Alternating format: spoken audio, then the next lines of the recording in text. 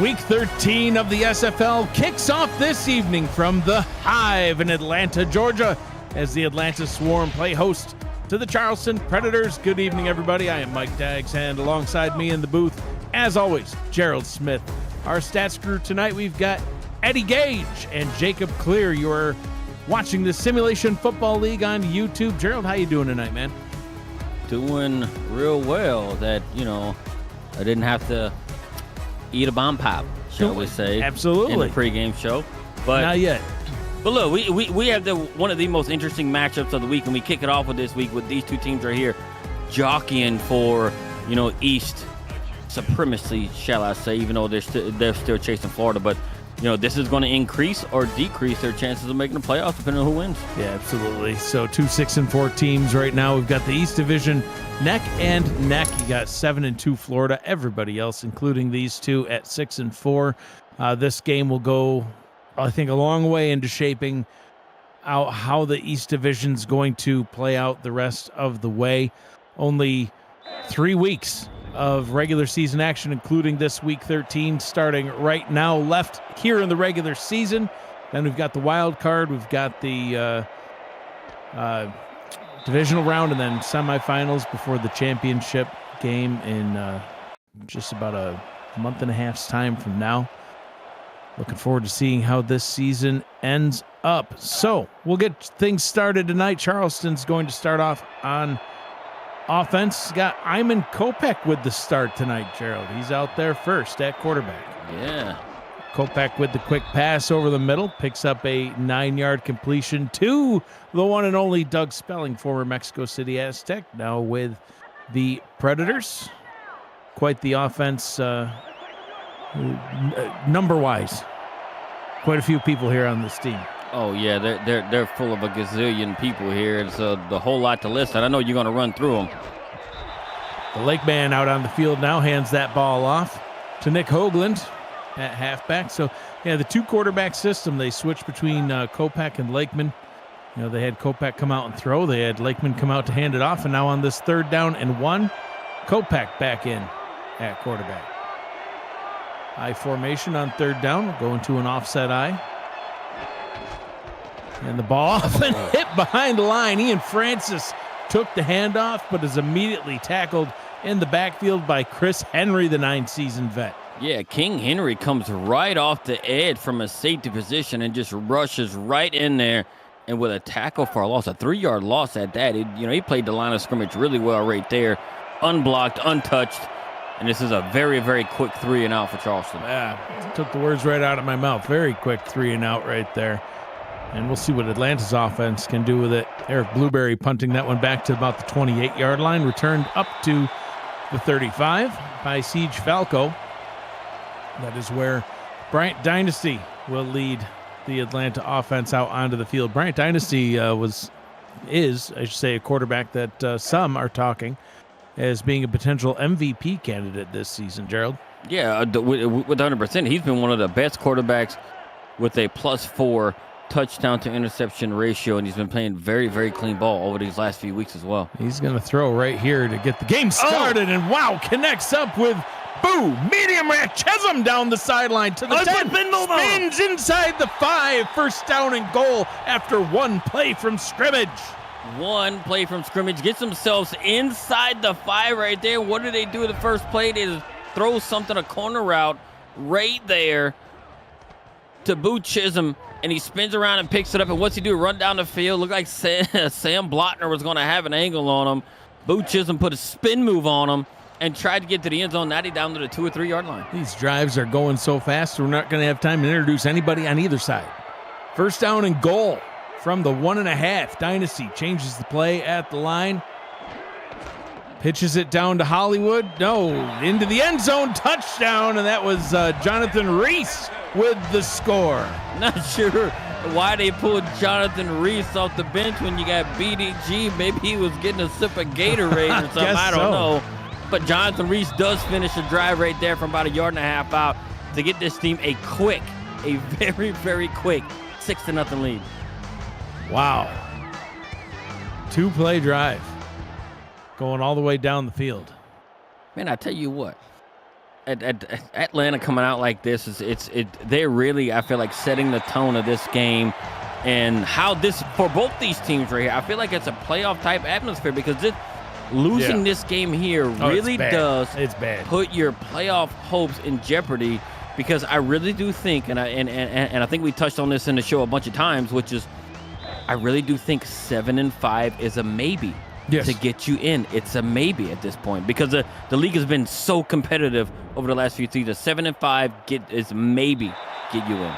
Iman Kopech and John Lakeman are the quarterbacks. Ian Francis and Nick Hoagland are the halfbacks. The fullbacks are Terrell Sutherland and Brad Taylor-Wright.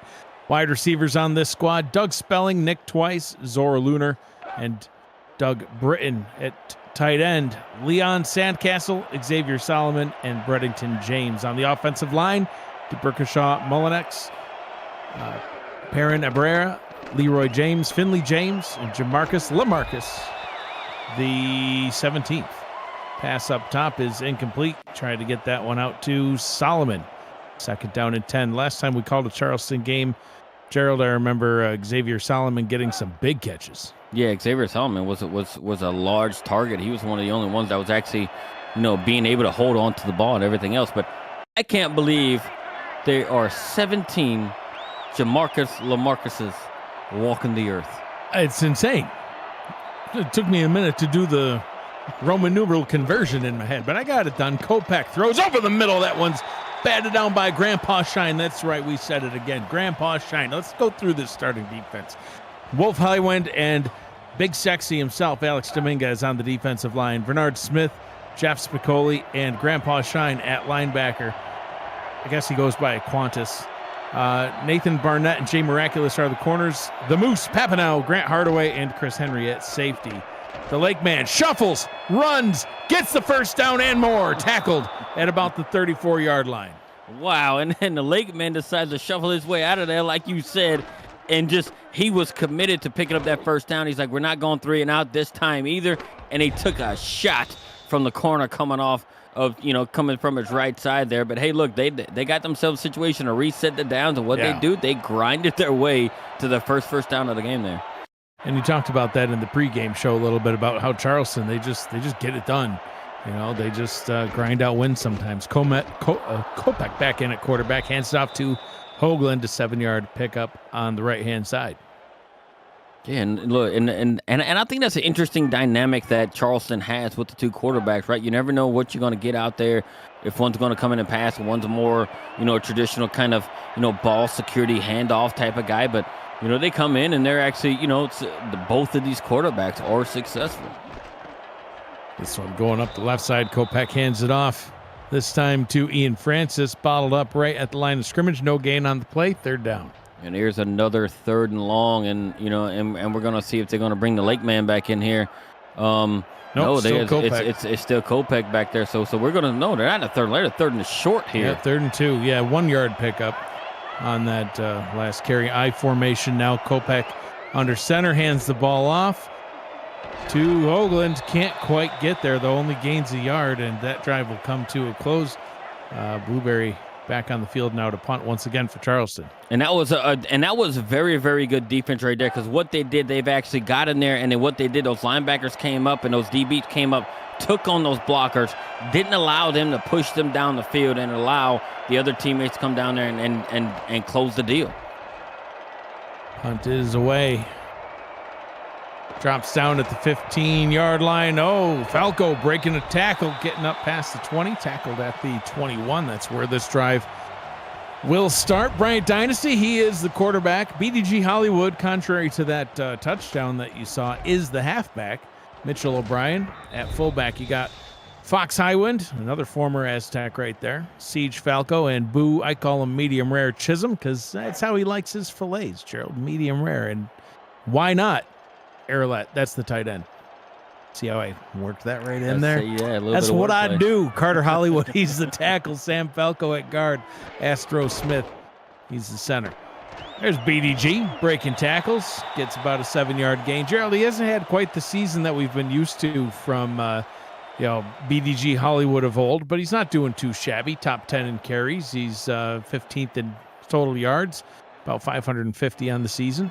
Yeah, and he's doing fairly well, right? He's got 4 touchdowns on the season. He's not anything to just shake a stick at. He's getting over 3 yards a carry. So not like he would, in from the past and how dominant that he's actually been in the past, but still a very, very serviceable. But we all know, right? The league is actually evolving into a similar like a multi-back type system. Yes. Kind of more of a passing league too, right? It's just a way that this league has evolved over the years, and not that it's taken away anything from the running back to what they do, but their production has dropped because of just the way that the teams across the leagues are functioning.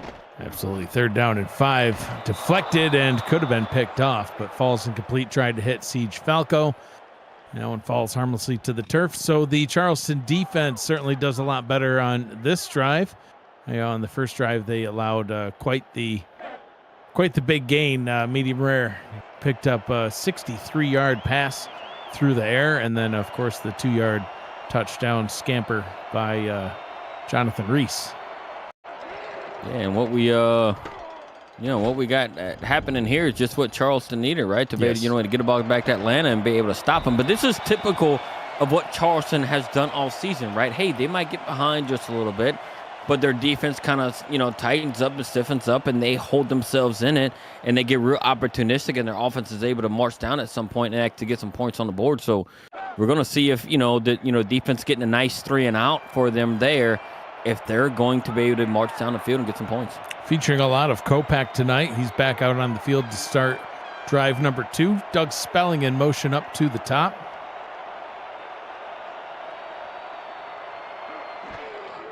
Kopak, quick pass, throws it Spelling's direction, and he gets the catch.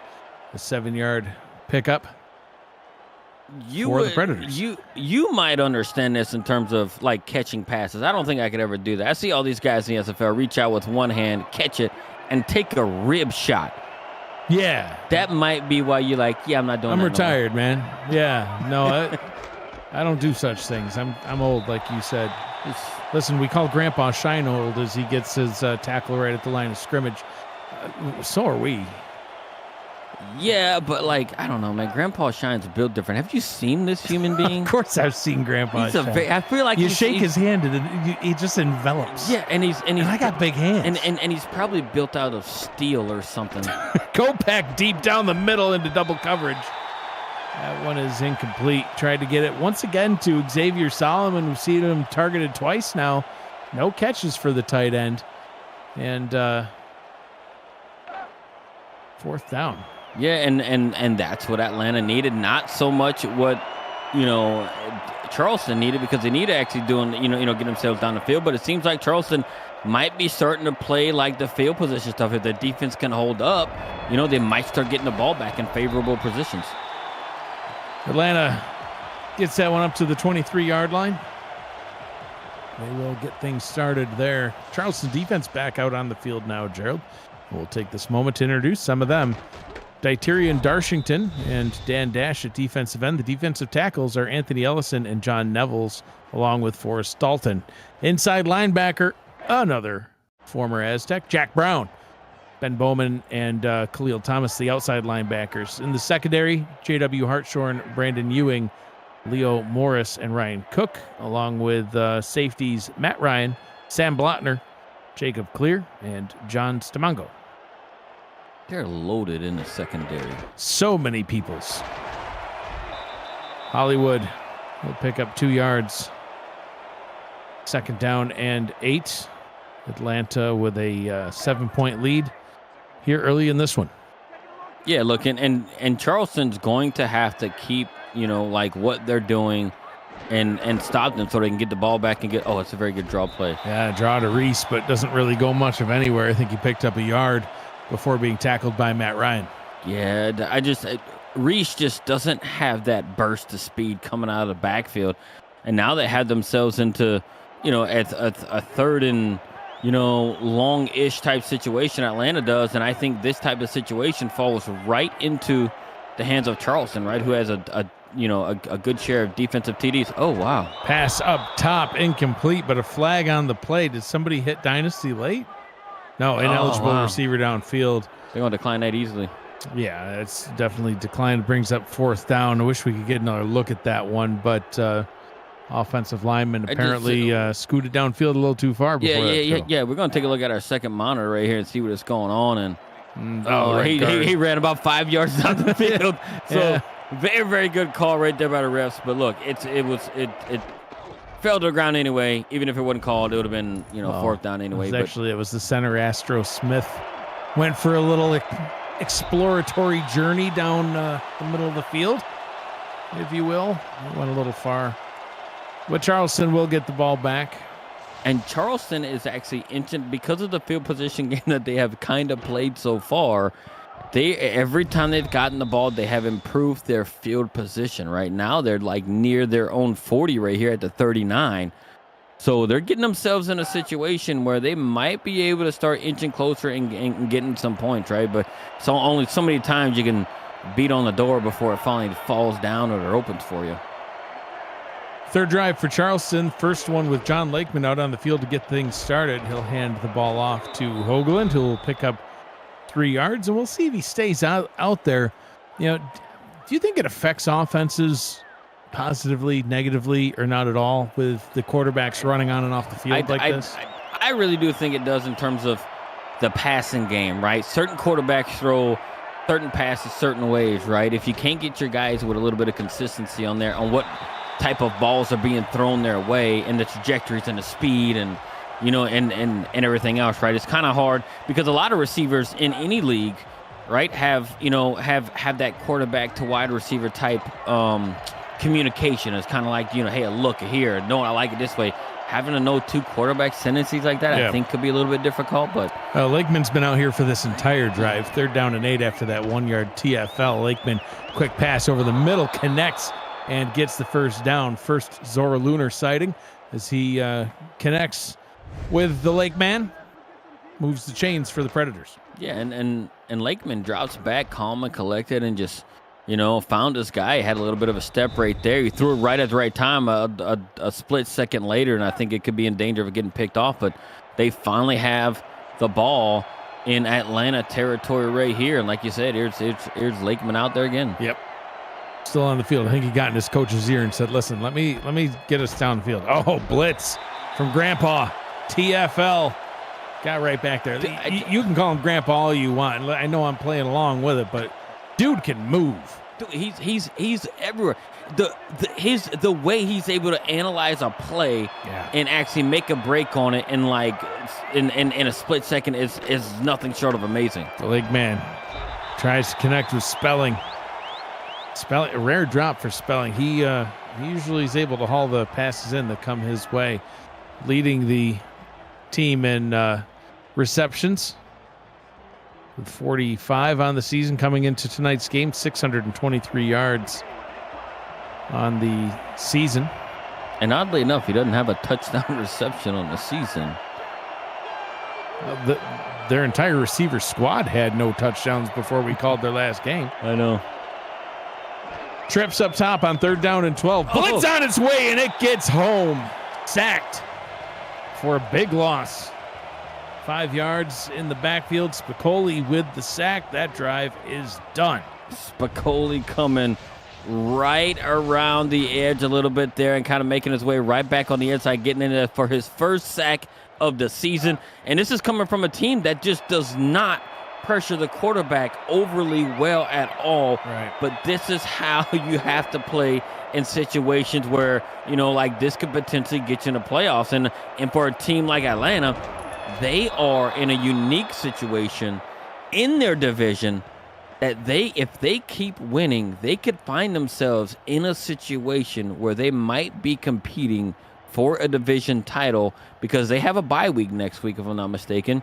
And then they actually have they play the last week of the season, the division leading Florida Storm. If the Florida Storm happened to stumble at least one time before playing the Atlanta Storm in week 12, it could be for the division. BDG Hollywood trying to get things going once again for the Atlanta Swarm. He'll pick up 6 on the right-hand side as the final moments of quarter number 1 tick away. Probably get one more play here. Yeah, and look, it's Charleston needs to keep doing what they're doing and limit the amount of yards because last drive was by far the most successful drive on offense for Charleston. but I feel like they just can't give up so many yards to Atlanta. Wow. Reese Blotner up top, and yeah, tackled after only a 1-yard gain. Sam Blotner getting the tackle, as you mentioned, Gerald, and that'll be it for quarter number 1. So 1 quarter down, 3 to go. Atlanta out in front, 7-0 over the Charleston Predators. And with possession of the football, you're watching the Simulation Football League on YouTube. I'm Mike Daggs. He's Gerald Smith. Got Eddie Gage, Jacob Clear with us on stats tonight. Speaking of stats, there's your updated look at the team stats after the first quarter of play from our commissioner and producer, Cameron Irvine. 2 yards of play for Charleston. Yeah, that needs to change. If they want to win. Oh, wow. Blitz coming, hit him in the Look at backfield. BDG says, I'm getting the first down anyway. They brought everybody in the house. The whole team blitzed in there. It looked like it was going to be some sort of a tackle for loss, but BDG was able to break a tackle in the backfield and actually get himself, about 4 or 5 yards to reset the downs. An all-out blitz.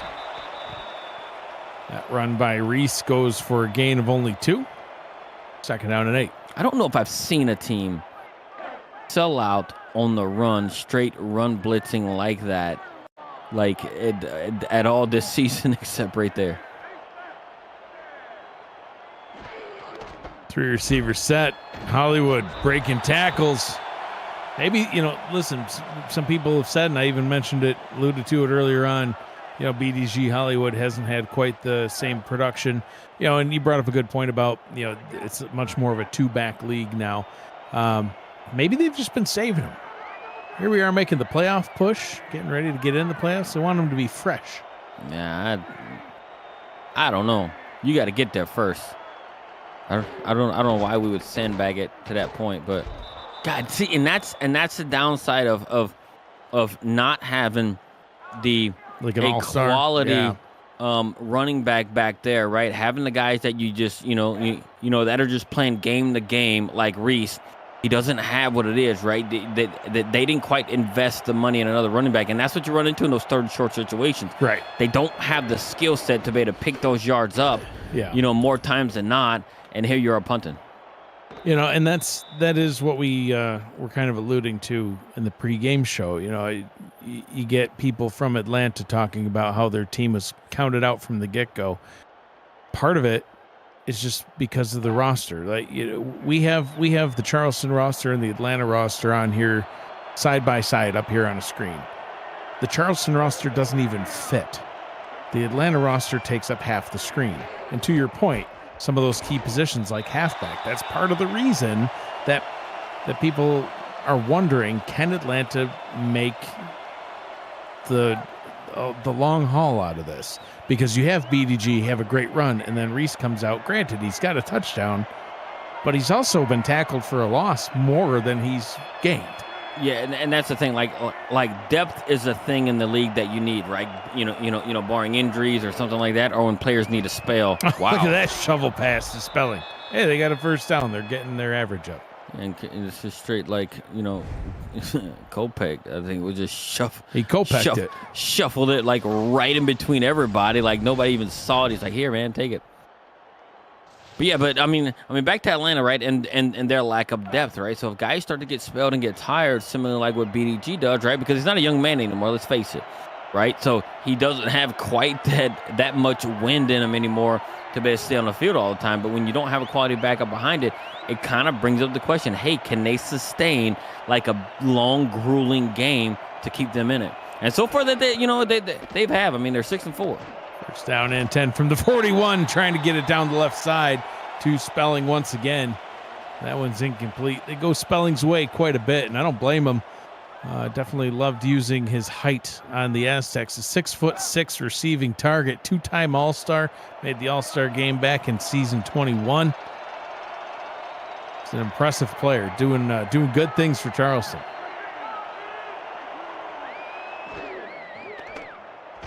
Second down and 10. Going down to Doug Britton and getting the completion. I really do think that Doug Britton for the Charleston Predators is very likely an X factor that I don't think that they're utilizing enough. He is by far one of the biggest, most physical wide receivers the SFL has ever seen, right? And his strength is like unmatched, right? And he does great in the return game. I think he's being underutilized, right now in Charleston for what he's able to do. Yes. Hoagland with a 2-yard pickup. Tackled on the play by Bernard Smith. Looks like Charleston's able to get a little bit of a drive going here. They're in Atlanta territory. They got down quick, but they've kept themselves in it. Got to get some points on the board, though. Yeah, and this is where they slow. This is around the area they slowed down last game. Oh, yeah, there's Solomon. Not slowing down yet. Solomon finally is able to get the connection and gets tackled at about the 22-yard line. A big pickup of about 22. Yeah, and look, and how big Solomon is, right? He's able to catch the ball and then break a tackle at the exact same time at the point of contact, and it takes King Henry to kind of run him down, or else we could have been looking at a tie ball game right here. But now look where they're at. They're at the 22-yard line. They're inching closer. They're well within field goal range, but they are doing what they've done all season so far. What have they done all season? They've grinded it out, and they are continuing to do that today. Short drop by Kopak, connects with Doug Britton, gets it inside the 10, first down and goal for Charleston. It almost feels like Charleston, right? They actually get you in a situation where they run up the middle, they're not getting a whole lot of yards, and they'll lull you to sleep with how their offensive flow is going, and then all of a sudden they hit you with something, where a big guy like Xavier Solomon comes out and gets about 20 yards, and then right on the very next play they line up in a similar running type situation, and then they hit Doug Britton, right over the middle for another 10 plus yards. And in this one off to Brad Taylor Wright. Can't really get much going there as he runs back into the wall of Bernard Smith. Jacob Clear on the sideline, trying to will his team into that end zone. And this is where it's going to get interesting, right? They're right here, second and goal, 10th play. From the 7-yard line right here. You're in a situation where you're like, because they have been really successful in the run game. Yeah. So, and you can see right here, hey, they picked up a couple yards, but here they are. Like, what are you going to do here? Now you got a 3rd and goal, 5 yards out. I hate having a 3rd and goal from the 5. It's a little too far to run. It's a little too short for most passes. But this is where Xavier Solomon can make his money. Lake man tries to get it to him in the back of the end zone. Steps out of bounds. You pegged it, though. Big man couldn't hold his feet in there. Too much momentum by a big-bodied human being right there, but valiant effort nonetheless. Yeah. I mean, you hit the nail on the head just a little too far out of the end zone for him. So a field goal try for the first points. Field goals are not guaranteed in this league, as Houston found out. Brad Brecek kicks it up and through. Charleston on the board. 11 plays, 63 yards, almost 4 minutes off the clock. And they cut into Atlanta's lead just a little bit. Atlanta's going to get an opportunity to respond, Gerald. But, after that first drive, where it looked like they were just going to come out of the gates. Well, they did come out of the gates swinging. I mean, man, first play from scrimmage, a 63-yard bomb, and then that 2-yard touchdown rush. But since that time, they've gone 3 and out twice. They got a little bit of yardage on their last drive, but then had to still punt it away. When I say a little bit of yardage, only 9, but they did manage a first down, but then got pushed backwards a little bit. Yeah, and it's these are like how it is with these divisional games, right? You got a division game, a lot of stuff's on the line, especially this one right here, where it's like, man, it becomes a playoff type atmosphere, even though we're just a few short weeks away from it. And they know there's a lot on the line, so it's almost like, are you playing cautious? Are you playing aggressive? Are you playing, It feels like a semifinal game almost. Oh, yeah, it does. Which, listen, I know the championship is what everybody plays for. I've always said the semifinals, that's where it's at. That's where the best games are. Siege Falco with a nice pickup over the middle. Yeah, I agree as well. Like, the semifinals is probably where, like, the cream of the crop. You got 2 games, 4 teams battling for just 2 spots to get there. Yeah, to get there. So look, and I'm not gonna lie. I think hate me if you want. I think one of the snoozer rounds is the wild card round, right? There's sometimes there's always 1 or 2 games in wild card round that's a bit of a blowout. Quarterfinals is a mixed bag, but when you get really, really good battles, is right there in the semifinals, because you have 4 teams that are probably the best 4 teams in the league, and it's just a whole lot of beat 'em up and defense or high scoring, and it's just it's good stuff. 2nd down and 7. Ball is handed off to Reese. Still can't get anything going there, as he is brought down by Dyterian Darshington, last season's defensive rookie of the season, Gerald. Yeah, defensive rookie of the season, and he was with Queen City at that point in time, and Charleston snagged him. Yeah, making a change from snowy Buffalo. Let's go. Roll out. Dynasty over the middle. That one's incomplete. Wow, what a hit. That one would have been complete, but that one's absolutely blown up by Ryan Cook. Yeah, and Fox Highwind, especially this season, right? He hasn't been known for dropping a whole lot, and he dropped the pass right there with a chance to get, him and his team, down reset, and he is, the team's leading receiver coming into this week. So that's unfortunate for Atlanta right there. Had 4 catches, 110 yards, and a touchdown in their last outing over Nashville. Boo Chisholm, medium rare. He had 107 yards himself on 8 catches. Couldn't get in the end zone, though. Those 2 receivers, those are 2 of the best in the league. Yeah, 100%. But like this game, Charleston, after that first drive, seems to be holding them in check. And this is what I was saying. Like, Charleston isn't doing anything spectacular. And I know they're still losing here, but I feel like they're starting to gain I think they have the momentum right now. I agree. Right, with the way that they're doing, because the game has turned in their type of game that they typically play. Doug Britton moves up top. The Lake Man, quick pass over the middle, connects with Solomon. 1st down and 10. You know what makes Solomon really difficult to cover for a smaller defensive back? Watch this replay here. His whole big body is right in front of the defender right there. Can you imagine trying to reach around that large human being and trying to knock the ball out? He's just so big and bulky. It's like an oak tree with legs. Yeah, and he puts that body in front of a defender. You can forget about it. Lake Man, quick pass over the middle again. That one is incomplete. 2nd down and 10. Look at it, almost seemingly I don't know. It's kind of strange for me watching Charleston start out, right? They did a whole lot of running.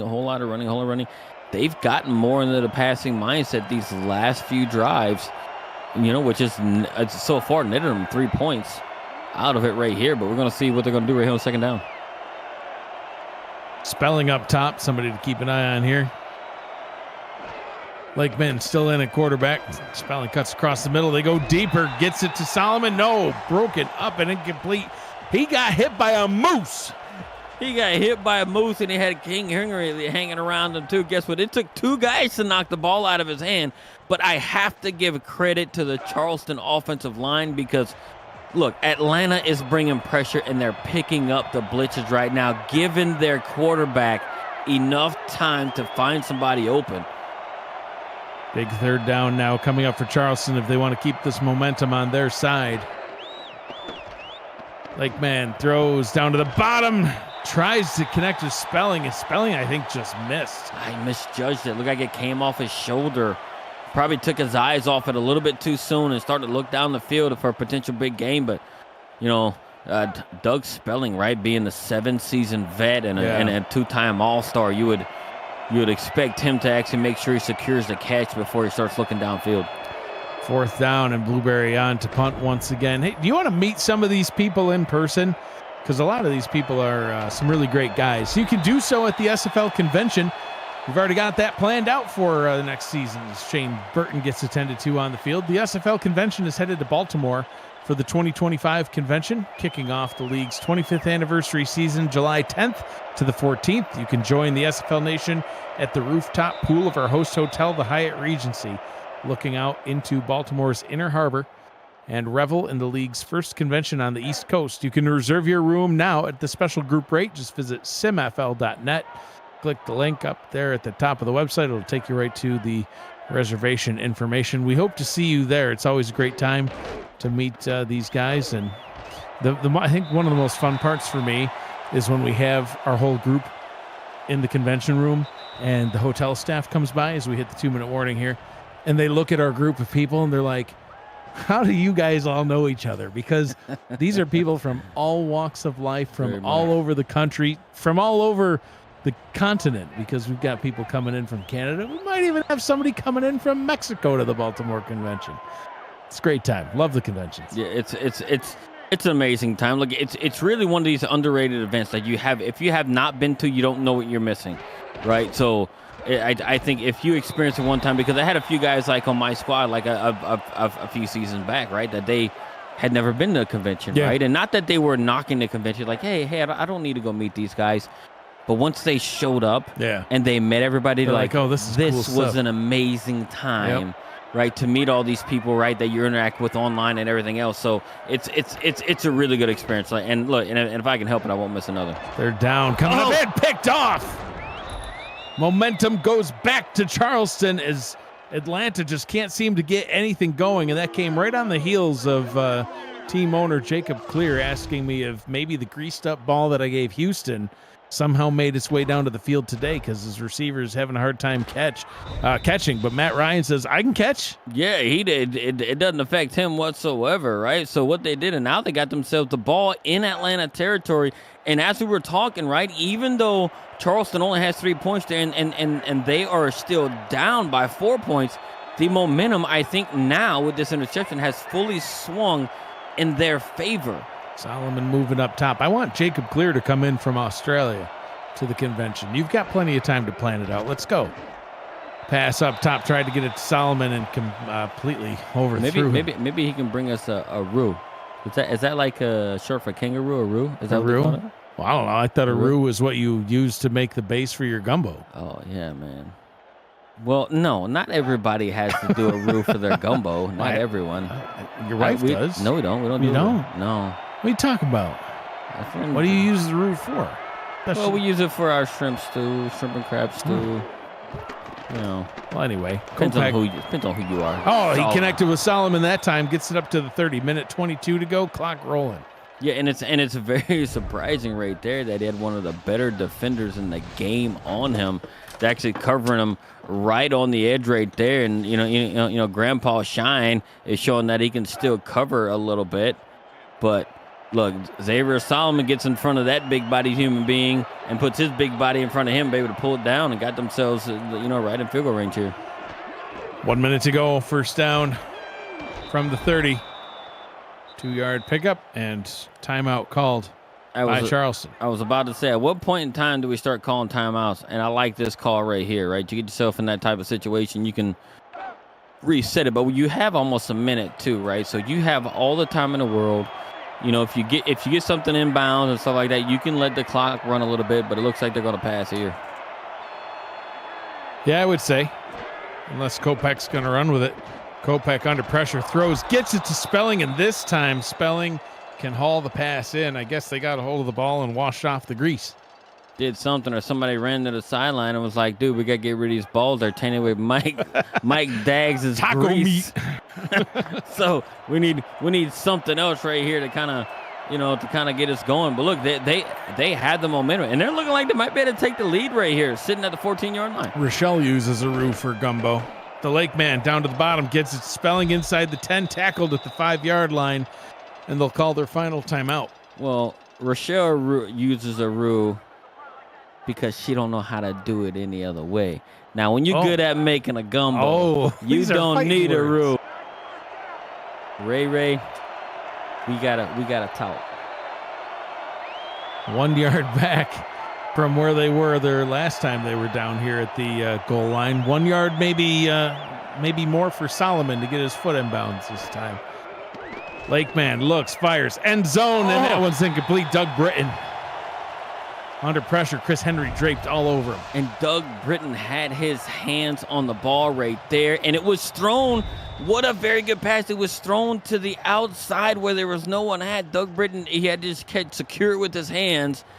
and he should have got that, and they should be looking at, leading right now. But man, they just need 2 yards. I wouldn't be surprised. Look at them. They vacated. Do a draw right up the middle right here. They're down and 2. They're going to throw.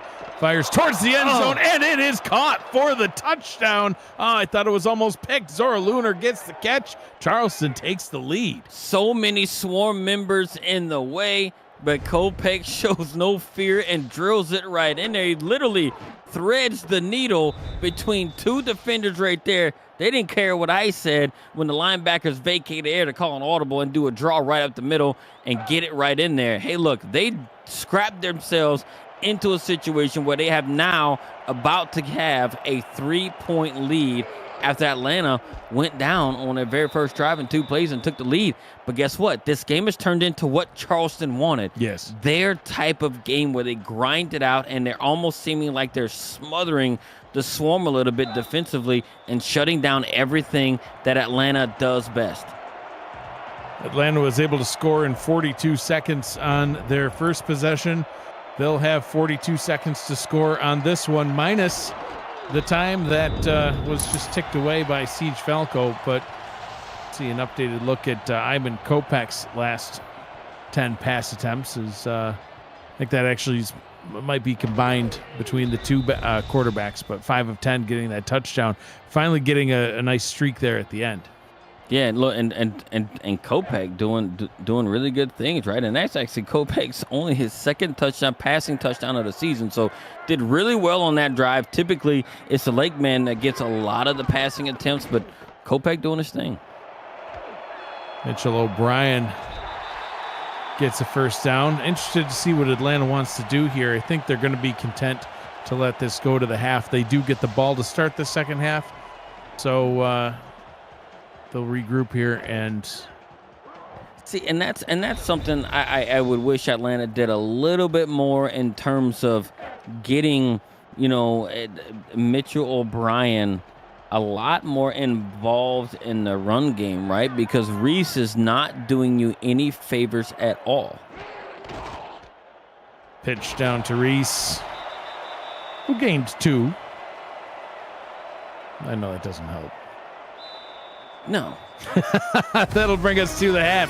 Charleston able to claw their way back into this, and they have the lead over the Atlanta Swarm at the halftime break. 10-7, Charleston out in front. We'll head to the half. Take a look at the first half stats. First time half highlights, stat thingies. Listen, we're going to look at some numbers. We're going to look at some pictures. Your thoughts on the first half as we do. Yeah, and I think it started out all Atlanta, right? But guess what? Like we talked about, right? With the 2 quarterbacks coming in, it seemed like it has not affected the wide receivers, at least in the end of the first half here, because they were still catching balls and it didn't matter who was throwing it. They've actually Charleston turned this game into their game, and Atlanta's in a position where I still think they're a little bit shell-shocked on how this first half has turned on them. Halftime player Spicoli got that sack and is helping his team stay in this one, only down by 3. We'll take a quick halftime break presented by Brakes GPT. We'll be back right after this. We just pulled a full-size Taylor Swift helmet. Shout out to all our Swifties. We just pulled a full-size Taylor Swift helmet. Shout out to all our Swifties. Travis Kelce. This is a Giants Lawrence Taylor. Patrick Mahomes. Chad Johnson with the Ocho Cinco. We have a Drew Brees. Is that an O.J. Simpson jersey? An Aaron Rodgers. Oh my goodness. Tom Brady. Tom Brady. Break into the world of sports memorabilia collecting with Brakes GPT, featuring signed football jerseys, helmets, photos, and more. Brakes GPT offers you a shot at winning autographed and authenticated sports memorabilia at a fraction of the price. Join the community of collectors on our Brakes GPT Facebook page and lock in your shot at hitting a humongous headliner on our site, brakesgpt.com. Welcome back to the Hive in Atlanta, Georgia. I am Mike Daggs. He is Gerald Smith. Got Jacob Clear and the legendary Eddie Gage with us on stats. Cameron Irvine our producer back at SFL Studios. Total plays in the first half, Gerald. So- 45 ran by Charleston. Right, and I have a question for everybody. I think it's something. I think it's a success. Breaks GPT and the ad that they've done. I find myself in the booth reciting the I words. saw you. as There they was say motions it. going on. I love that ad. It's Patrick an amazing Mahomes. thing. He's like It's an he's amazing acting thing. it out. I think it's marketing gold. Dynasty going to try to run with it. He picks up 2. Listen, it's a catchy ad. But let's talk about some of those first half numbers, Gerald. You saw Charleston ran a whole bunch more plays than Atlanta. They've got to get some things going as we look at the updated team stats. You know, Charleston beating them in total yards, passing yards. The rushing game pretty much ineffective for both teams as we have an empty backfield now. But Charleston, you talked about earlier how they only had 2 yards per play, now at 3.7. They got the lead. Momentum's still on their side. We'll see what happens on this drive, though. Oh, look at Dynasty this gets guy. crushed. Oh man, who was that? That guy, Forrest Dalton. He's only 6'1", but 315 pounds. It's like Mike Wazowski out there hitting him. He put a swim move on somebody. I didn't get the number, but man, he was in there so fast. I didn't think a big man could move that fast. Wow. And again, now it has Atlanta in a 3rd and long right here. Like I said, it kind of falls right into how Charleston's season has gone and how they like the game flow to go. Big 3rd down. Dynasty trying to hit Chisholm and can't do it. Can't connect with him. And a quick 3 and out to start the first drive of the second half. Gerald, they hit Boo Chisholm for a 63-yarder on their opening possession. That's the first time that they've even thrown his way since then, and they can't connect. And Boo had a chance to grab that ball. He had some separation, but tried to one-hand it, and as he got hit trying to one-hand it, the ball fell to the turf. I mean, I'd like him, he's a Hall of Famer. You think, hey, look, man, he can get those 2 hands on there and actually reel it in because your team is kind of struggling offensively right now, and them getting the ball, to start the, the second half, and you literally only use up 10 a minute and 10 seconds of game time and going to 3 and out. It's not how you want your very first possession of the second half, especially when you haven't had any success at all right there. And this is an interesting stat right here. Just applied this at all. Very interesting stat. Wow. Dynasty, all 3 completions. He's 3 of 8. All 3 have come on a first down. Lakeman, he's had a few more completions as he gets another one there, just chucks it. A dart right over the middle to Doug Britton. And look, and if we can watch this replay, the thing about that, look at this pocket he has to throw in right there. Nice and clean. He has a pocket. Atlanta's sending 4 and 5 and sometimes 6 people in there to try and get to the quarterback, but their offensive line is picking it up every single time, and it's a thing of beauty. Look, and Atlanta's not known for rushing the passer. They're trying everything they can to get there. They're just not able to do it. Yeah, only 8 sacks on the season coming into the game, and not really able to get a whole lot of pressure tonight either against this ultra talented offensive line. So speaking of the convention, Gerald, I got a chance to meet Boo Chisholm a couple of times at the conventions. That's how I ended up giving him his nickname, Medium Rare. We were out to dinner, and Jeffrey Daggs ordered his filet, and without any hesitation said Medium Rare, and Boo looks at him and goes, "My man." So it was just like a nice moment where they just bonded, like man to man, like that's how you order a filet. I just can't do a medium. I can't do it. You can't get a tattoo either, so it says something about I will not. What are you questioning, like my manhood or something? No, I'm not questioning you it. are. I'm It's not questioning it. You already stated it. It's just you put it. Wow, man! Like you just hit me with that. Second down and 1. Last week is eating bomb pops in front of me. This week's like, no, you're not a real man. You don't have tattoos and eat a medium rare. I gave you a bomb pop. Don't worry about it. Charleston picking up first down. Listen, it's one of the things I had to do though when I met Chisholm, I had to ask him. I said, "Listen, man, what's your real name? Because I'm not going to sit here all night calling you Boo.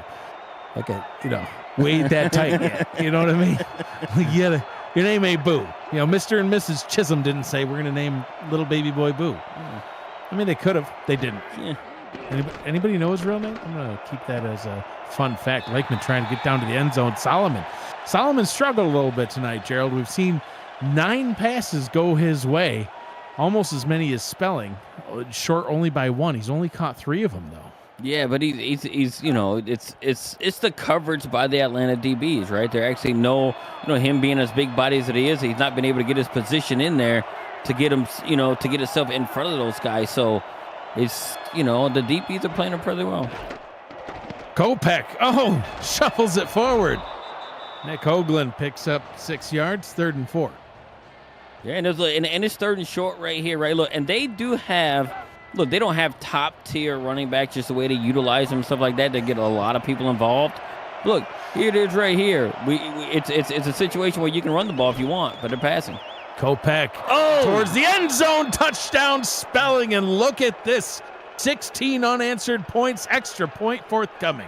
Man, they had man coverage right there with no safety help for them, and Doug Spelling got behind the person that was covering them right there, and it was no match. No, look, that's what happens when you take the chance. You run man coverage right there, and you throw a blitz out there, right? You leave a guy out there on an island, and Grant Hardaway, being the free safety that he is, I don't know if Doug Spelling just ran right by him or what. He just was, I think he was overmatched at that point right there, and look where we are now. Now, Iman Kopech, 9 of 12, 91 yards, 2 touchdowns, has made no mistakes. 125.2 QBR. He is playing absolutely lights out. And just like we have the Lakeman shuffle, now we've got the Kopech shovel. The shovel Kopech pass. shovel. Yeah. That's I like it. That's very he's been at it. He's done it a couple times and it's working. But this Atlanta defense, that defensive line is just struggling. They cannot get pressure. And they've got the all-time sack leader in the league, Alex Dominguez. They call him Big Sexy. 16 seasons in the league. He's a 4-time All-Star, Defensive Player of the Season, not once, not twice, not 3 times, but 4 times. Coming over from the Florida Storm, really has not been able to make the same sort of impact here in Atlanta. He's got 3 sacks on the season. He does lead the team. I mean, he's almost got half of them, but he's got to do something to help them out. And you know what, Gerald? So does the offense. They've struggled since the first drive. I don't even know if struggled is a strong enough word. They've done nothing. Yeah, they've actually disappeared. It seems like, too, especially how efficient that they've kind of been, over the last few games that they've had, right? I think they won, what you said, they won 4 out of the last 5 out of the last 7 that they've played. Look, and Dynasty, only 9 attempts at this stage in the game right here. They just aren't doing anything at all. And that just shows me that they're having a lot of 3 and outs. They're not on the field for very long. Dynasty rolls right, throws over the middle. Finally, they're able to get something going. It's actually another first down completion and then another first down completion.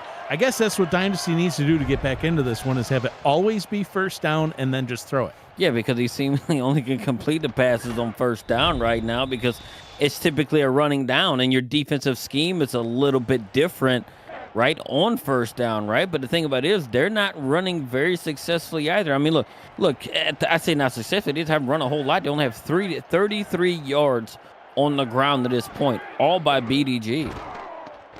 Dynasty rolling out to his right again, throws back left, finds Boo Chisholm. Connects back to him. Another first down completion on first down to set up another first down. Look, and guess what? It is first down, and guess what? Guess what they did, Ray, on first down? They rolled them out. Right, they rolled him out of the pocket right there for him to find a little bit of space, right, as the pocket started collapsing. And guess what? Boo was able to find himself wide open in the middle of the field, and Bryant Dynasty didn't miss him. This is by far their best drive that they've had since the very first one with the 2-play drive for a touchdown. Right. Yeah, it was indeed 2 plays. All right, getting this one back to the ground. BDG Hollywood with his patented spin gets another first down. So after many struggles on many drives, Atlanta comes out on this one and gets one after another, just first down.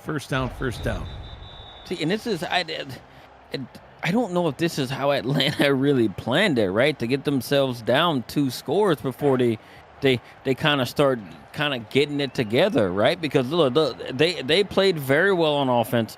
on, their first drive of the game. Their first drive in the second half was kind of trash.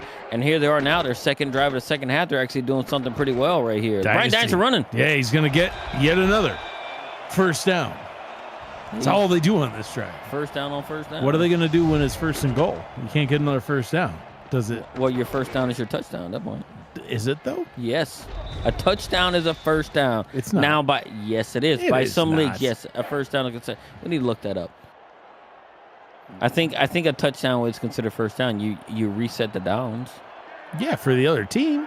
Yeah, but you've converted at that point. Oh, my goodness. First down from the 14 gets that one down to Mitchell O'Brien. He'll pick up 6. So 2nd down and 4. Dynasty should not throw anymore. No, he might have to run into PDG or something because his completions come on first down. But look, here we are, right? So they're inching closer now. They can narrow this down to a 1-score game, whether it's with a touchdown or a field goal right here. Arrowlet lined up at the fullback BDG position. outran everybody. Untouched into the end zone. Atlanta's back into it. Touchdown Swarm. Yeah, and the way that left side of the offensive line opened up such a running lane for him, right? Jack Brown, even though he is a Hall of Famer and one of the better linebackers in there, he had no chance whatsoever. Great blocking on the outside by Siege Falco to kind of help propel that in there. Now they're going to have a chance to close it down to a 3-point game right now. Just when we thought that maybe Charleston was going to run away with it, it was looking Atlanta like it. says, no, this is our house. We got a little bit of venom left in our bee stings or hornet stings, or what are they? What is a swarm? Are they a hornet? Are they a bee? A wasp? I think it's a wasp. I don't know. Maybe they one of them mud wasps that don't be stinging nobody. You think so? What they call them, mud daubers? Are you just making this up? Nope. This is a totally thing? not. Yeah. I think they're the murder hornets. That's what? That guy just shut him down.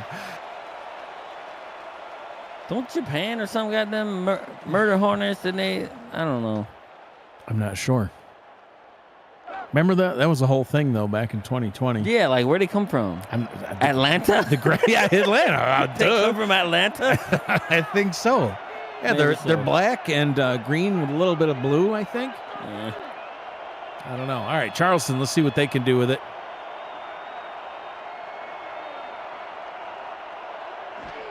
Offset eye. Nick Hoagland's going to get a carry. He's first in a little while. Picks up 9. Might even be his best run of the ball game. His previous long was 9 as well. Gets 9 there. Well, and we're going to see right here if Charleston takes a more conservative type approach to how they're going to start, play calling right here. And I don't think they need to change really a whole lot on their side as to what they're doing because they are being successful. Yeah, updated look at the team stats. Atlanta cuts into Charleston's numbers, but Charleston's still getting it done. This one goes down to Ian Francis. He picks up the first down. Look, and I think one of the goal is for Charleston to get the run game going and to be really successful is to try and get a man matched up with Aquana Shine, because when they run in his direction, he's always hovering around the ball. Delayed draw stuffed right at the line. I'm surprised you called him a Qantas. Chris Henry getting the tackle.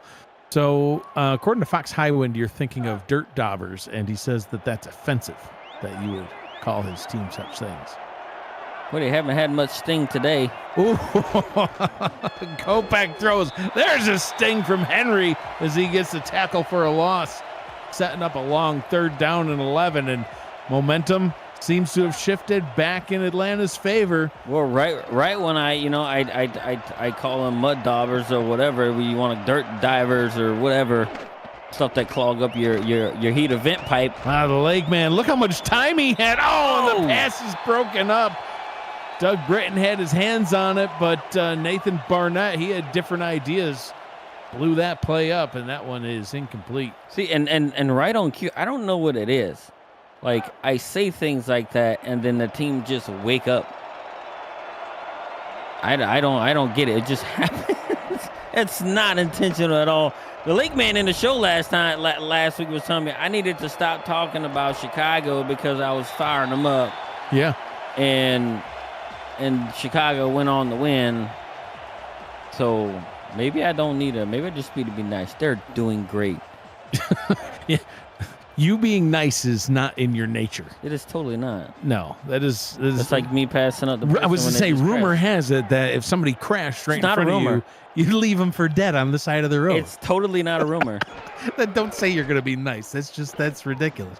Dynasty rolls out. That rollout has worked well for him, Gerald. We've seen it a couple times now. Connects with medium rare Chisholm, gets another first down. Yeah, so they find what Dynasty is comfortable with right now, right? Rolling them out, getting them on the move, and getting the whole, like the whole receiving court flowing in that same direction where he's actually rolling out to. So look, if they can keep doing similar things like that to give Dynasty a little bit of space and some clear passing lanes, I think Atlanta may have found something for the rest of the game. That's why you see there he connected on 4 in a row. Hollywood with some moves and gets another first down. First down and 10 for the Murder Hornets is what I'm seeing them be listed as in the chat. Yeah, well, we're going to see if they're going to take this lead and win this game. Then we can start calling whatever they want. But right now, they're still behind. But they're kind of picked up the momentum. And I really thought BDG had a clear path to a huge run and possibly a touchdown. But he got brought to the turf. Reese in now on a delayed draw. He'll pick up 3 yards. Reese even getting involved and getting positive yards now. I think they kind of feel on the sideline. Maybe they started, I don't know, injecting their own venom on the sideline or something to get them a little pep in their step. I don't know, but it's whatever they did, it's working. High formation now. Hollywood breaking tackles. I thought he was gonna roll right over Ryan Cook and get the first down, but tackled just short of the line to gain 3rd down and 2. Final moments of the 3rd quarter taken away. I mean, but still getting hit at the line of scrimmage like that and still being able to push for 5 more yards. He's averaging, look, almost 6 yards a carry right here. Yeah. Only ran it 11 times. 3rd down and 2. We'll go down to Reese, bottled up, can't get there. And that's exactly what we're talking about, Jerry. I think, and this is like what I'm talking. This is where it kind of shuts you. It kind of kills your hopes right here. But the thing about it is, do you go for it at this stage right here? I think you do because you had the momentum. If you don't have the wind at your back, then I definitely wouldn't try the field goal. Sammy Steele, if they're going to let it go to the 4th quarter and then take another peek at it. So 3 quarters in the books. 10 minutes remains here from Atlanta. You're watching the Simulation Football League on YouTube. Presentation of the Simulation Football League is intended for the private use of our audience. Any rebroadcast, retransmission, or account of the game without the express written consent of the league office is prohibited. And welcome back to the Hive. They will just go ahead and punt this one away. They're neither going to go for a field goal nor go for it.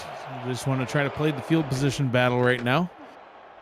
I'm Mike Daggs. He is Gerald Smith. We've got Eddie Gage, Jacob Clear on stats. We've got Cameron Irvine, our producer, back at SFL Studios. And Charleston will take over possession of the football at their own 16. Yeah, I'm not mad at it, right? But the momentum that they've had, right, coming out, stopping Charleston on their drive, having that really long drive that actually got them in the end zone.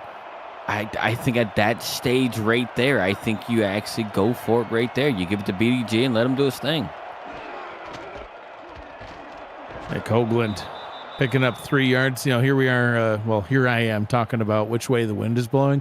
You're look indoors. up, bro. I didn't say anything. Which is nice because I was questioning your manhood earlier, and you were nice to me, but I was mean to you. Yeah. Now I feel bad. You should. I really don't, man. What's your problem with tattoos? Like, oh, look at. I love it. Look, it looks like I'm walking with 36. It's great. You look so sad. What's the big deal about tattoos, man? Why, no, man. Like I don't. Just afraid of needles? No, man. It's so permanent. I feel like I changed my mind. Shoot, nobody told me that. I feel like I changed my mind. I'm like, no, that's not what I wanted. I want something different. Lake Man down to the bottom. Oh, totally misses his target. Some miscommunication there with Lunar. And 4th down. So, yeah, I'd say everything is swung back Atlanta's way here now as another quick end to a drive for Charleston. And we're going to look. And now it looks like a very good choice right here by Atlanta to punt the ball to Charleston because they only allowed 3 yards right there on an offensive possession. Now they're going to get the ball back in really good field position here. We'll get that one at their own 41-yard line. Gerald, we talked about the convention in Baltimore. I hope as many people can go as possible. You meet all sorts of great people when you go to the convention. I met Ty Patak a couple of, I think it was last year, and then this past convention, him and his wife Chelsea were there, and Chelsea was asking during our show, literally took a picture of our show and sent it to me and said, "Did you all plan the matching shirts?" So apparently, we did not. Mike copied me. Of course, I'm a guy that was like, I was at home and I'm like, I looked at my beautiful wife. I was like, "What am I wearing?" She's like, "I got you," and she brought down blue, and I'm like, "Okay, what am I wearing? What are the pants I'm wearing?" She's like, "You're wearing the black pants," and I'm like, "Not gray." She's like, "No, it's black." So I really get told what my attire is before I show up. And you wonder why I question your manhood. So 2nd down and 5, 3-yard tackle for a loss sets up a 3rd and 8. I'm just saying, man. Look, you just admitted to everybody that you don't even pick out your own clothes. Oh, you want to know when I true. started picking out my own clothes? When I turned 6. Yeah, well, look, here you are being mean again. But look, I will trust a woman's judgment on what she thinks I look good in, so I'll take that out. That's fair. 3rd down and 8. Dynasty, can he keep this momentum his way? Oh, yes. He can. Siege Falco on the left sideline gets the catch, gets the 1st down in Charleston territory. And he caught it in traffic at that, right? So he gets there, throws it, Dynasty throws it. Trust Siege Falco, right? They've been playing together for 9 seasons now. So they had the trust right there. He says, look, my guy, I'm going to throw it to you. You go up and you get it and you bring it down to get this 1st down for us so we try and take the lead. 3 receiver set. A tight end and a running back on the field. BDG Hollywood takes it up the middle for 5. Getting much closer now to Sammy Steele range to possibly get this one tied up. Of course, they are looking for more than that. Yeah, and Sammy Steele has a long on the season 50 yards. Of 50 yards. Yep. Yeah. Look at Reese. What is going on? Reese threw run all the way down to the 15, getting it into the red zone. See, that's one way to get a guy like Reese going. You just make sure you block for him and nobody has anywhere around him, and Reese with a big pickup. Yeah, but Charleston put so many people in the box. There was about 9 people in the box, and when you get blocking like that and you let even – somewhat of a snail, I'm going to call it, and Reese out there, he's going to get you some yards. So, and that's exactly what he did. Got his team inside the 15-yard line, and they're looking really, really good right now. The momentum has really swung back in Atlanta's favor. Dynasty rolls out left, throws towards the end zone, incomplete. Tried to connect with Boo Chisholm, but broken up by Sam Blotner. Not going to lie, when I seen Brian Dynasty roll out right there, have tons of space, and then find his target and throw it, I thought for sure it was a touchdown, but credit to the defense of Charleston for knocking the ball right out of Boo Chisholm's hand. Look, and Sam Blotner is a huge human being at 6'4", 220. Yeah, I think he is in real life. He's taller than 6'4" in real life. He's got to be. He's the size of an oak tree, too. Or a sequoia, as I think I saw somebody else mention earlier on. 3rd down and 8. After that pickup of 2, Hollywood brushing himself off. Now I think Dynasty right here in the Atlanta offense needs to be really selective about where they're throwing the ball right here, because it is a passing down. I don't think they're going to run it all, and they're obviously not now. Not unless they got Dynasty 5 does it. out there. So they need to be really selective about where they throw the ball, because you can tie the ball game up, especially with off the leg of Sammy Steele if you do not pick this up. Chisholm down to the trio at the bottom. Dynasty pumps, breaks a sack, throws to the end zone, and it is picked off right on cue. The broadcaster's curse strikes as Sam Blotner gets the pick. Shame on you. No, it wasn't me. That was all Dynasty, because look, had he just went down for the sack, we wouldn't be talking about this right now. We'd be having a field goal unit come out for Atlanta. But this is what I think happened, right? He shedded a sack right there. He had another defender coming right in his face. He felt like he had nowhere to go and decided to throw the ball to one of his most trusted wide receivers, and it didn't get to him. As in double coverage, and that drive is squandered. Now we're going to see if Atlanta's still going to have the the defense is going to pick up their offense right here and be able to shut down Charleston, because we know Charleston could put together these very long, time-consuming drives when they have to. Right on cue. I was about to mention those last two drives, and our producer comes through he shows that those last two drives really did not do a whole lot. And Charleston coming out throwing, they connect with Doug Britton right away.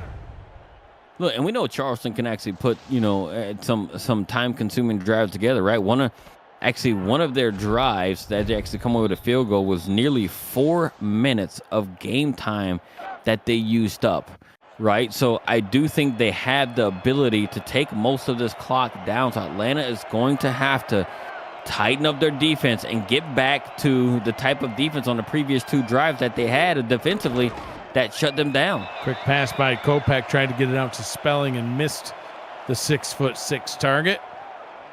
Second down. And this is good. I feel like this is a very huge drive right here for both teams, right? Yeah, it really is. I think even if Charleston goes down and kicks a field goal, I think it's going to, so much time may have been taken off the clock that Atlanta's going to feel rushed. 5:23 to go in this one. Kopak again over the middle, connects with Spelling that time. That's a nice hands catch, brought to you by Retroid.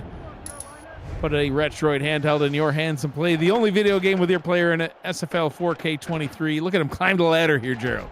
Yeah, he jumps up there, puts his body right in front of Miraculous, secures the ball while Miraculous just body slams him into the ground right there. With the way he had them hands going up there and hold on to that ball, let's get that man a Retroid Pocket 5. I don't know if y'all know that. Retroid Pocket 5. They got the 5 out now. The 5 is coming out.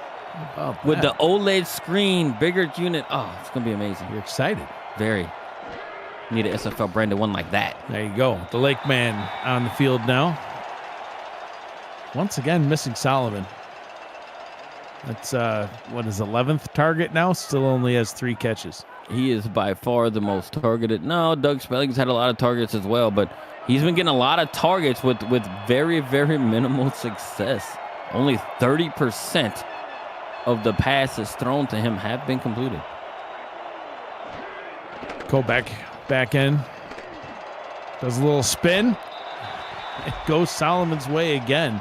Wow, Solomon had his hands, like he had positioning and everything else, and he dropped it. Yes, he sure did. Third down. They're down in 10 coming up, and they're at the 40, so they're not quite in Brad Bretchett range. Look at this third down efficiency by both teams are atrocious. Yeah, I was going to say terrible. Downright terrible. He stole my words. Jinx. Well, we can't do a jinx because then neither of us can talk, I don't think. And, well, that kind of goes against everything that we're supposed to be doing. The Lake Man rolls out. Throws deep down the field. Britton towards the end zone. Tackled at the 2. First down and goal, Charleston. Doug Britton just made a move in the air to undercut it right there. Made a grab the ball. Look at the move he made just right there. He just kind of stopped and then turned around right there and kind of shook up Jay Miraculous a little bit. Now he's down to the 2-yard line. If Charleston scores a touchdown here, Atlanta, who had all the momentum prior to that interception, could be looking oh my God, it's wide open. Pass down to the bottom into the end zone, touchdown. Brad Taylor Wright extends the lead for Charleston, and Gerald, to your point, Atlanta is in trouble now. They are in really big trouble right here, down 10 points with 4 minutes left to go. They haven't had too many successful drives of getting down there in a very quick manner at all, except for the very first drive of the game. Yeah. But it seems like Charleston defensively has kind of corrected it and is making Atlanta spend a lot of time and a lot of plays to get down there. So Atlanta has their work cut out for them. And just like we mentioned, even in our breakdown early in the game of how Charleston is able to grind these games out, they look like they were just reeling right there. And Atlanta's going down there and getting themselves in a position to score a touchdown, potentially take the lead, and they throw a pick on a 3rd and 8 from like the 12-yard line. It's just something that's just really so many momentum changes Yeah. and stuff in this game right here. It's been something that's been quite amazing to see. Super efficient passing attack by Charleston, 21 of 38, 271 yards, 3 touchdowns, no picks, and pretty evenly split. Kopeck, 11 of 16 for 124 and 2 touchdowns. The Lake Man, 10 of 22, 144 yards and 1 touchdown. PDG Hollywood trying to get some things going. Had 77 yards, now 75 as he gets tackled for a loss. And Gerald, I don't think that's what they should be doing right now. No, and this is the thing right here that like a lot of teams need to kind of realize as far as protecting the ball. You know what? Charleston is able to kind of weather the storm because they're not turning the ball over. Yeah. Atlanta has 2 turnovers to them right now. That's actually one of them was really detrimental to them right there because look at the point swing that it actually had. First catch by tight end Erlet. Oh, wide open up top. Fox Highwind down the right sideline, passing the 30. Steps out of bounds at about the 24-yard line. And this is one of about the best plays that could happen right here for Atlanta. Getting Fox on somewhat of a corner route, beating it, and then having to have the safety and Sam Blotner try to chase him out of bounds. But he's got himself well within field goal range for Sammy Steele, and they're looking to put up potentially 6 points or 7 points on the board and reduce it down. First catch on the day for Highwind, his second target. Updated look at the team's stats. Now in Atlanta's favor. They've really kind of come on strong here in the second half. Wow. 3 receiver set. Dynasty back to pass over the middle. Bounced off the hands of Erlet. He cannot drop that. He was wide open. Yeah, they should be celebrating in the end zone right now. That was a touchdown to be made right there. You dropped the ball at the 3 or 4 yard line. This is something that he's lucky it wasn't picked off by the safety sitting in the back. Wow. 4 receiver set now from the 24. Second down and 10, 3:25 to go in the ball game. Dynasty to the 10-yard line, one-handed catch by Highwind. First down and goal from the 5. They'll go into the hurry up. I like the fact that they're running tempo right here. I like the matchups.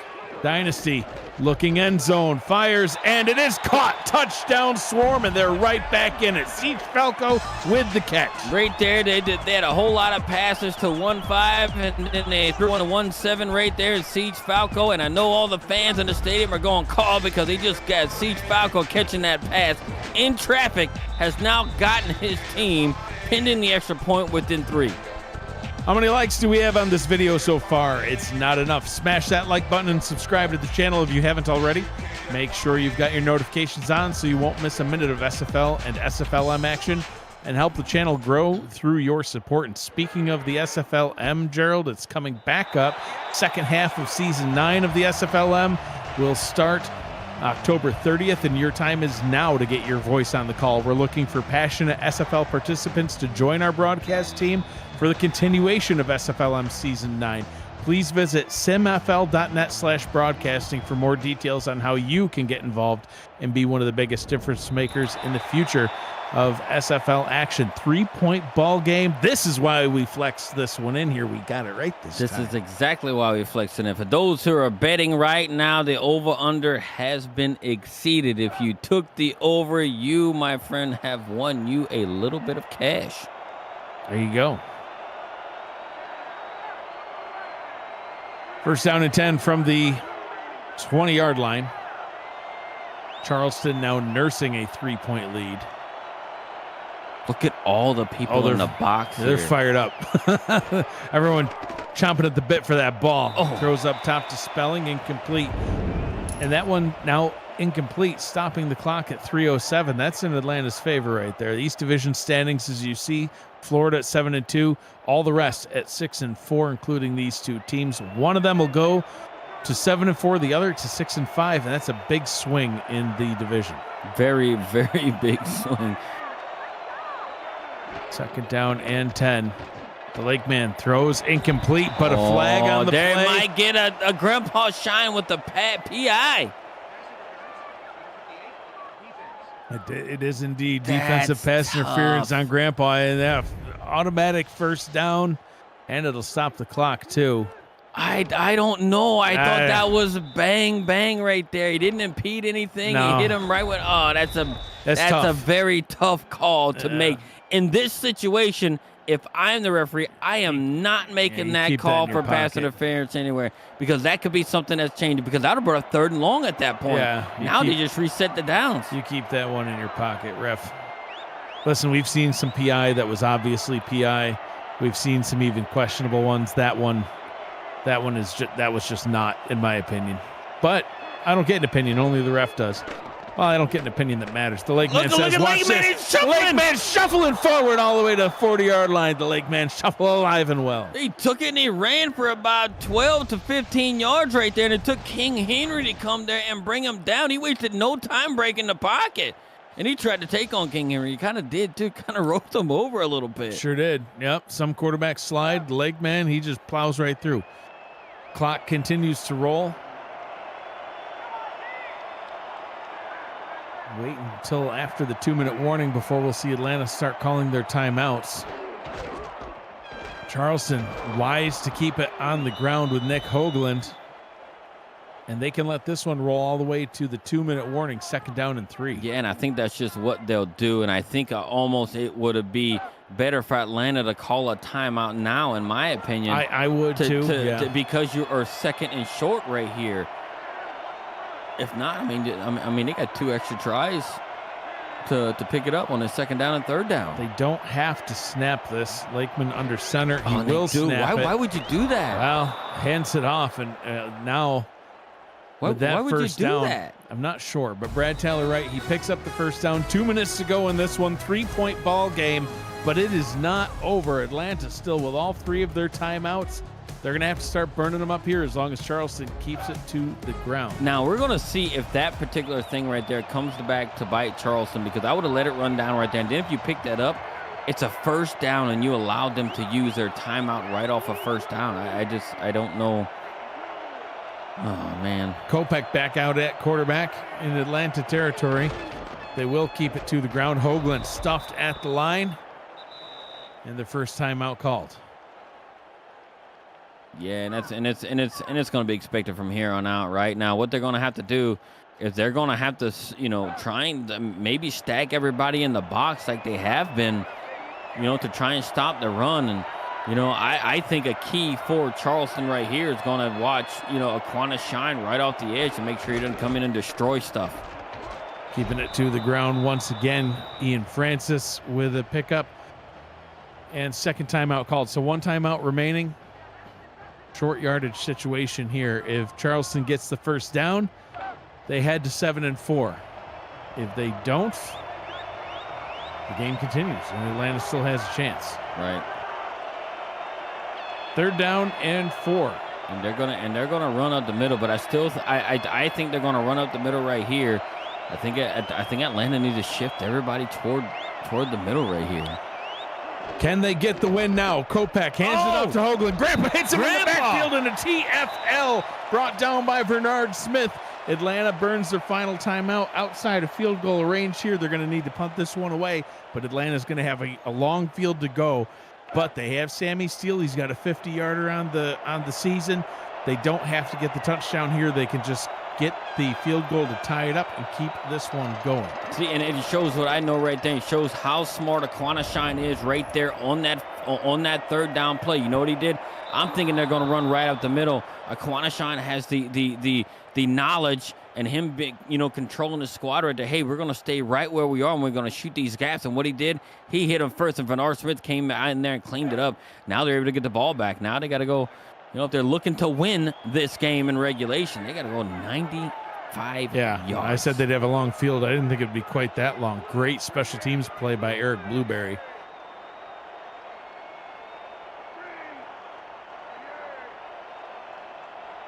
First down and 10 from the 5. Dynasty from the goal line throws. That one is incomplete. Stops the clock with 1:36. Yeah, and I like how they're starting out right there, right? 4 wide receivers, a tight end in there, and actually come out throwing. Just missed the mark right there on 1st down. 2nd down and 10, still from their own 5-yard line. 3 receiver set.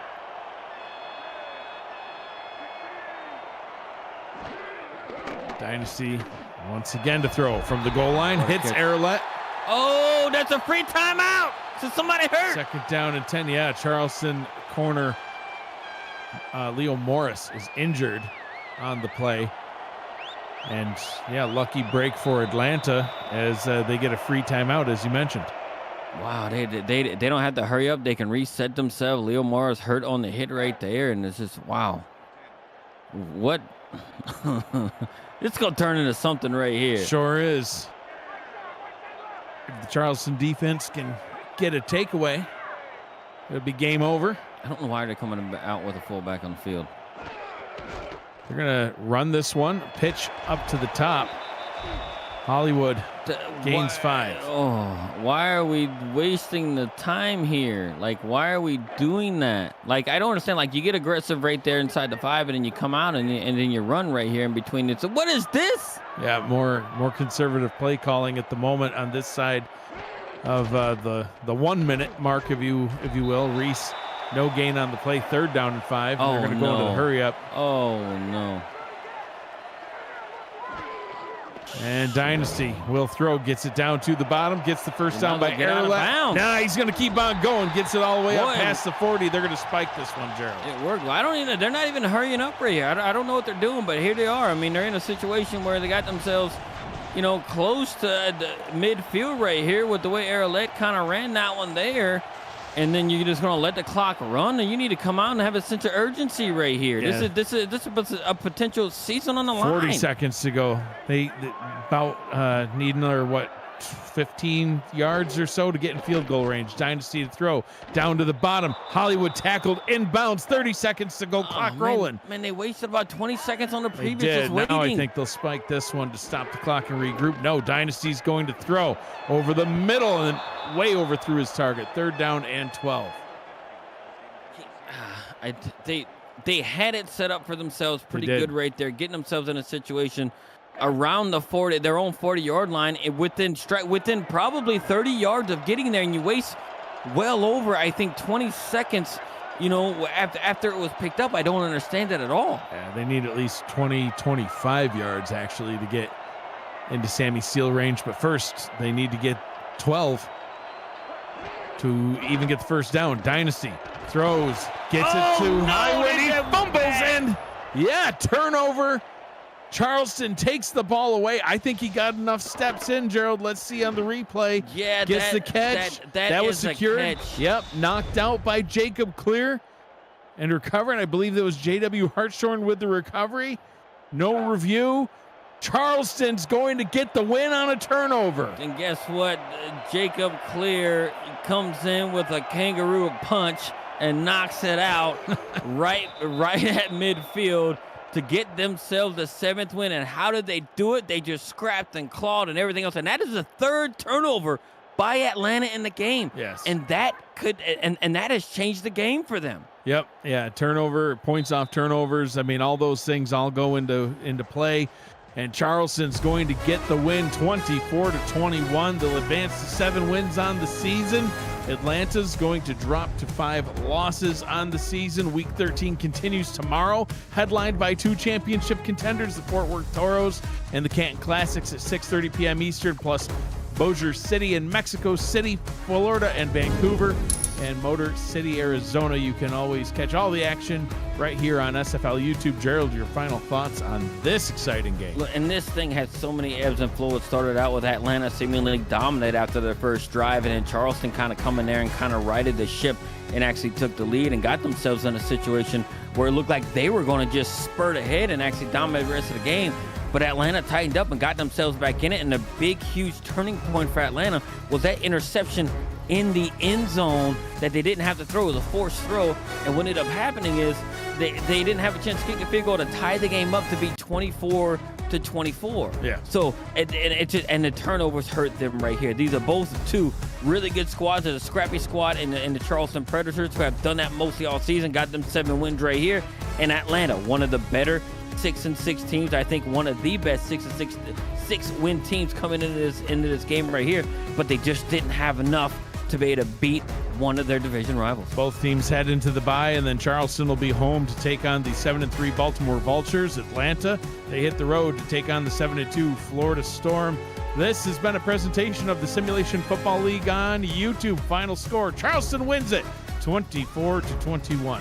For Gerald Smith, Eddie Gage, Jacob Glear, Cameron Irvine, and Matt Wilson, who's always with me in spirit, I'm Mike Daggs saying thank you for joining us. Be kind to one another. Always choose happy. Have a great night, everybody.